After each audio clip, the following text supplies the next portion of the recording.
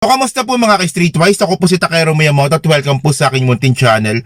So mga ka-Streetwise, meron po kasing binabanggit itong si dating Senador Antonio Trillanes.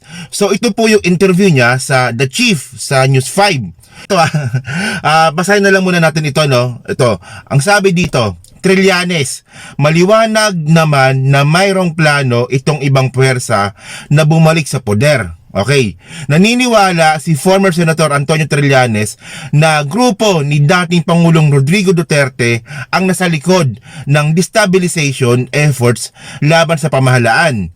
Inisa-isa niya rin ang mga anyay posibleng motibo ng dating Pangulo sa pagtutulak nito.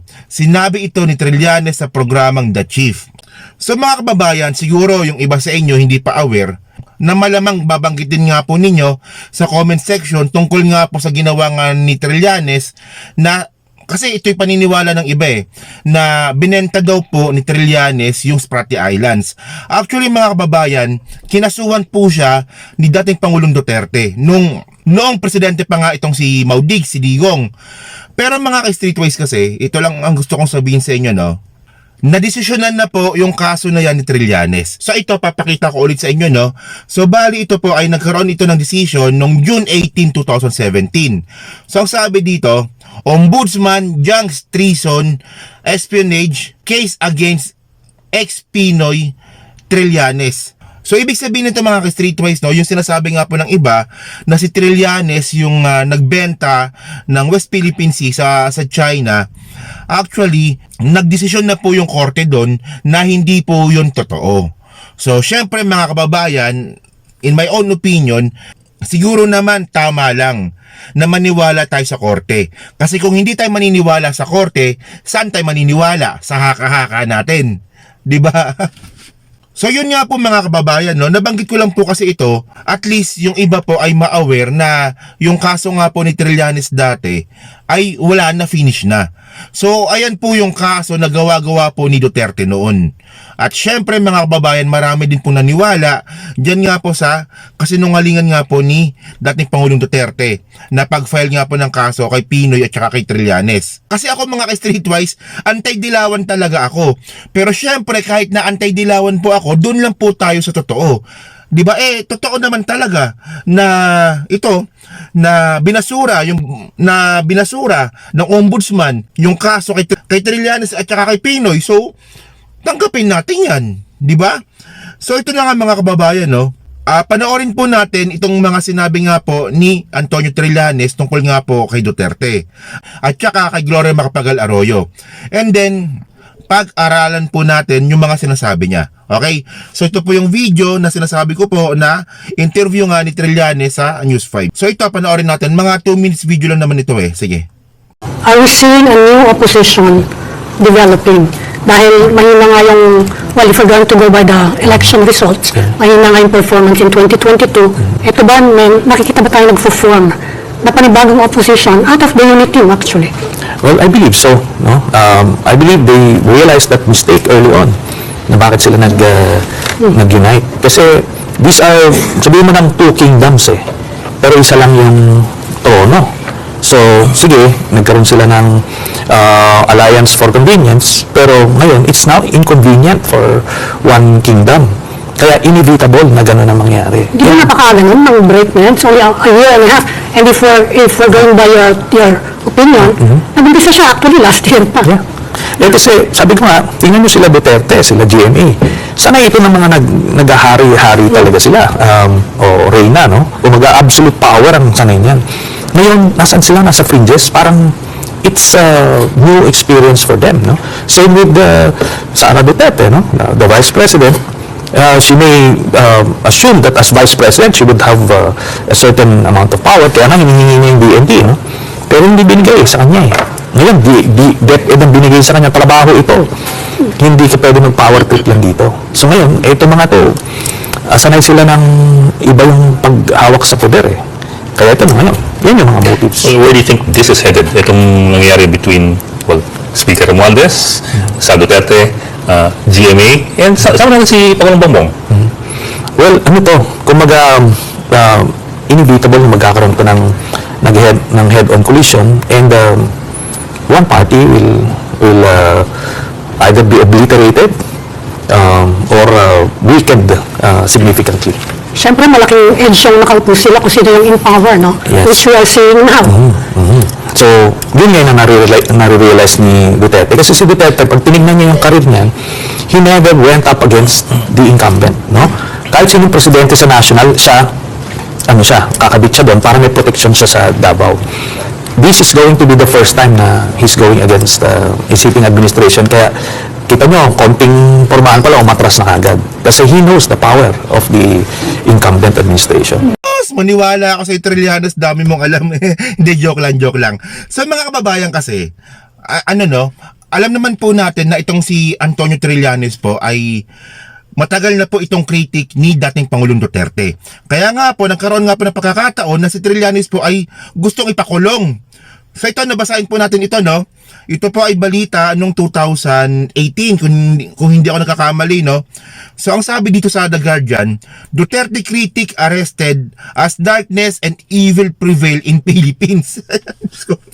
So ngayon mga kababayan kasi, dahil nga po sa sobrang pagsisinungaling nga po ni Trillanes noong mga panahon na yon, pinakulong po siya ni Duterte. Kasi nga po, ang sabi nga po ni Trillanes, kaya nga po siya pinaaresto ni dating Pangulong Duterte kasi ito nga yung sinabi niya, no? Duterte has been increasingly sensitive to criticism, especially over his brutal war on drugs, which has left thousands of mostly poor suspects dead since he took office in mid-2016.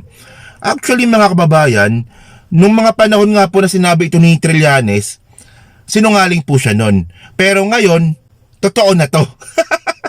Hindi, ang gusto ko lang ipahiwatig dito mga kababayan, ang dami po kasing naniwala kay dating Pangulong Duterte noon, nung si Duterte pa ang presidente. So ito nga po yung kulto ng mga DDS, na hanggang ngayon, meron pa rin po. So dati nga po kasi pag sinabi ni Duterte, naniniwala po kaagad itong mga DDEBs.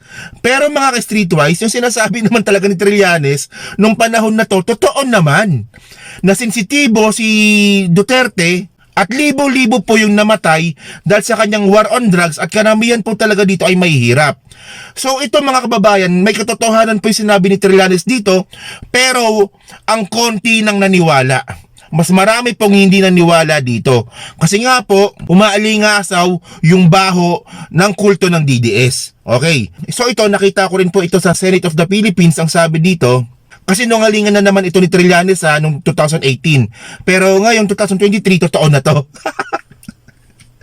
Sana nagigets nyo yung humor ko kasi yung iba po kasi minsan hindi nagigets eh. So mga kababayan, no, ang sabi nga po ni Trillanes noong 2018, ang sabi niya, Trillanes calls probe on Duterte bank accounts. Kasi nga po mga kababayan, nagdududa na nga po si Trillanes noong 2018 sa yaman po ni dating Pangulong Duterte. So syempre noong 2018, malakas pa rin po talaga yung ideology po ng DDS. So maraming hindi pa rin naniwala kay Trillanes noong 2018 na ikaw Trillanes, sinungaling ka. Pero in the end mga kababayan, pagpasok po ng year 2022 hanggang ngayon po, since 2017, hindi pa rin po naglalabas ng salin si dating Pangulong Duterte. Okay.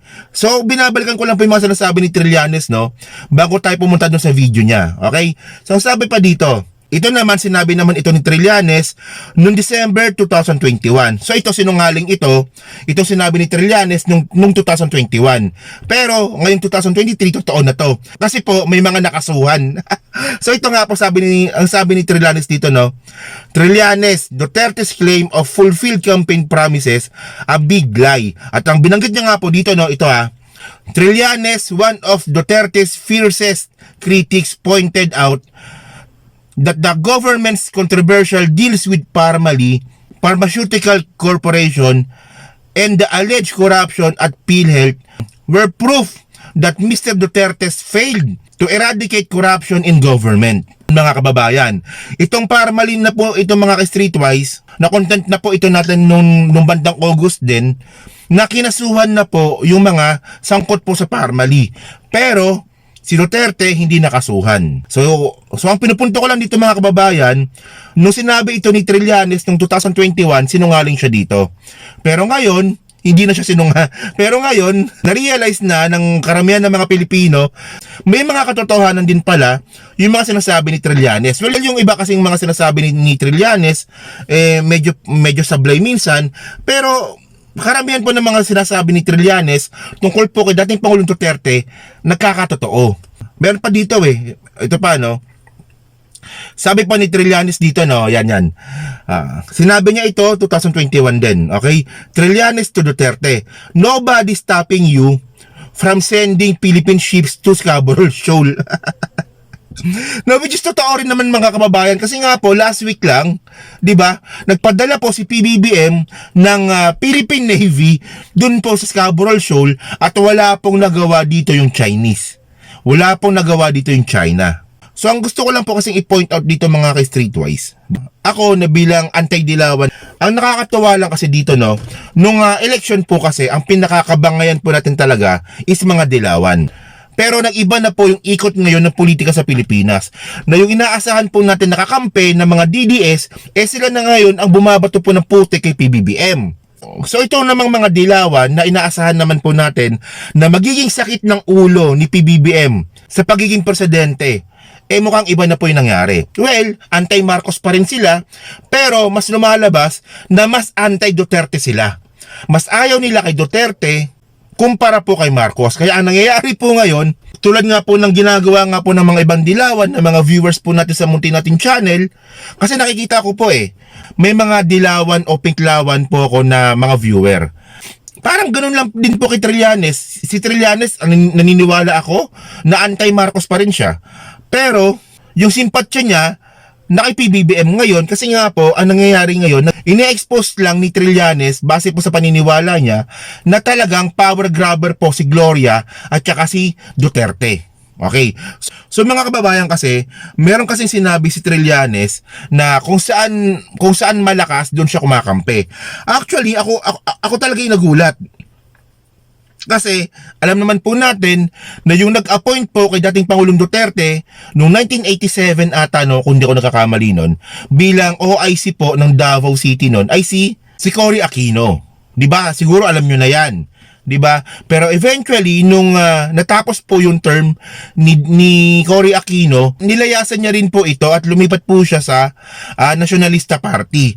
Pero ang nakakatuwa kasi dito mga kababayan, nung naramdaman po ni Duterte na malakas po si Pinoy Aquino sa eleksyon noong 2010, 2009 pa lang po mga kababayan, naging chairman pa pala si Duterte ng Liberal Party. And then eventually, pagkatapos nga po ng termino ni Pinoy, nilayasan niya rin po yung Liberal Party. Ayan Rodrigo Duterte, Chairman of the Liberal Party in Davao City, February 21, 2015. Isa rin po sa mga napansin ko sa sinabi nga po ni Trillanes na yung kagustuhan po ni Sara Duterte na maging DND Secretary. So ngayon mga kababayan, malinaw na po talaga yung pinaka-reason kung bakit gusto ni Sara Duterte na maging DND Secretary, para maimpluwensyahan po yung mga sundalo. May chance pong ganon. Mas may chance po talaga na magkaroon po ng kudeta kung ang mga sundalo po ay sasali. So syempre mga kababayan, kung si Sara Duterte po ang DND Secretary, makaka-impluwensya po siya ng mga generals. Hindi mo kailangan maging expert doon para ma-realize yun. At bukod nga doon mga kababayan, sangkatutak din po kasi yung intelligence fund ng DND. So, posibleng, 'di ba? Nakita niyo yung cycle, 'di ba? Posibleng gamitin ni Sara Duterte yung sangkatutak na intelligence fund para gamitin sa kudeta. 'Di ba? Pwedeng ganoon, 'di ba? Pero ako nag-speculate lang ako, Kasi kilala niyo naman ako pa nagvo-vlog ako, 'di ba? Palagi may evidence. Pero ito, speculations ko lang naman ito. Na kaya gusto ni Sara Duterte na maging DND secretary nung una. Buti nga hindi binigay sa kanya, 'di ba? For the sake of last option kudeta. 'Yon. So yun lang mga kababayan, So kayo po mga ka-streetwise, ano po masasabi niyo nga po dito sa mga sinabi nga po ni Antonio Trillanes? Naniniwala ba kayo sa kanya na may plano talaga si Duterte at saka si Gloria Macapagal Arroyo kasi nga sanay sila na sila yung nasa taas? Naniniwala ba kayo na merong plano itong dalawang tao na to para gumawa ng paraan para maalis sa pwesto si PBBM. And then mga kababayan, kayo ba, naniniwala pa rin po ba kayo kay Trillanes? Well, mga kababayan, no, ang sinasabi ko lang dito, kung sa opinion ko po ay tama yung sinasabi ni Trillanes, paniniwalaan ko yon, tatanggapin ko yon. Pero kapag meron din po siya sinabing mali, bullshit yon.